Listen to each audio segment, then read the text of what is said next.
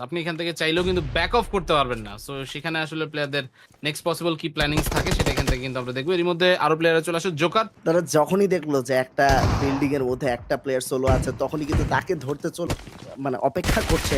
এবার কিন্তু toxic note চেষ্টা করছে, পাইজন দিয়ে ফায়ার কন্টিনিউ করছে, নকডাউনটা কিন্তু বের করার চেষ্টা করবে সে, বাট তাকে কিন্তু এলিমিনেটের কাছাকাছি চলে গেছে হিটম্যান। তাদের মধ্যে কিন্তু হয়ে যাবে একটা ক্লাশ। হিটম্যান একদম লো স্পিডে চলে এসেছে, হিটম্যান হয়ে গেল লুকাসের কাছে ডাউন। A1 স্পোর্টস তারা চ্যাম্পিয়ন হওয়ার দৌড় থেকে কিন্তু আজকে আস্তে আস্তে ছিটকে যাচ্ছে। সিনিস্টার অ্যান্ড রাউডি দুজন কিন্তু এগিয়ে যাওয়ার চেষ্টা করছে। সিনিস্টার নকডাউন হতে পারে, লো এইচপি হয়ে গেছে, আউটসাইড অফ দ্য জোন রয়েছে, অটো এম ক্লিয়ার ভিউতে রয়েছে রাউডি এর, বাট রাউডি হয়ে গেল ডাউন স্কাফলের গ্রেনেডে।